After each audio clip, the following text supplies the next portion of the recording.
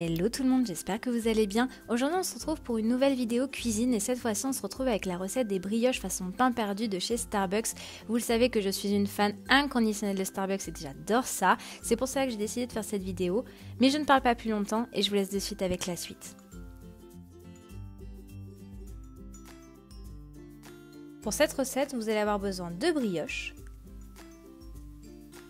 de 300 ml de lait, de 3 œufs, de sucre vanillé, d'arôme de vanille et de sucre en poudre. Dans un premier temps, on va venir mélanger ensemble les œufs, le lait, le sucre en poudre, j'ai pris une cuillère à soupe car j'en mets qu'une seule dans la recette, et le sachet de sucre vanillé dans le saladier.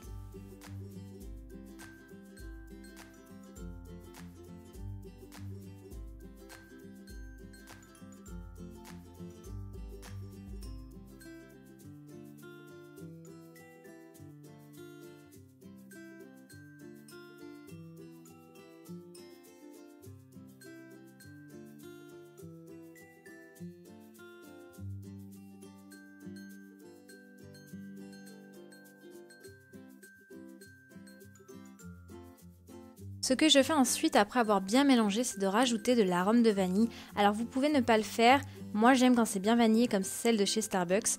J'en mets une bonne dose, je ne peux pas vous dire combien j'en mets exactement car je le fais à l'œil, mais c'est ce qui fait toute la recette.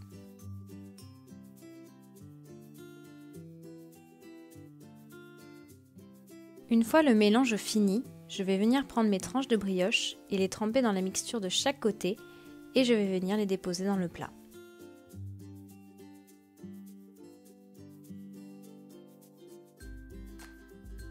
Maintenant que mes brioches sont bien imbibées, je vais venir prendre l'équivalent de 5 g de beurre que je vais venir mettre dans la poêle puisqu'après je vais la faire chauffer et faire fondre le beurre pour que mes tranches de brioche n'accrochent pas. La poêle est bien chaude donc je vais faire revenir les brioches 2 minutes de chaque côté à feu moyen. Si comme moi il vous reste du mélange pour les brioches, vous pouvez soit faire un peu plus de tranches ou vous pouvez le mettre dans un récipient au réfrigérateur pour le lendemain matin. Voilà ce que ça donne une fois cuit. Mon petit ingrédient secret, c'est le sucre vanillé. J'en parsème un peu sur les brioches pour avoir ce bon goût de vanille que j'adore. Après, si vous ne le voulez pas en mettre, ne le faites pas. Cela dépend de si vous les aimez nature ou alors avec de la confiture, du miel ou encore du Nutella. Pour ma part, je les préfère comme ça.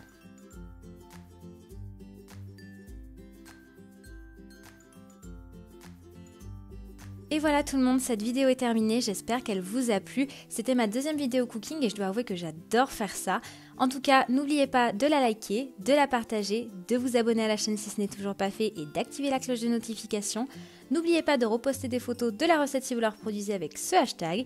Et puis quant à moi, je vous fais de très gros bisous et je vous dis à bientôt dans une prochaine vidéo. Salut!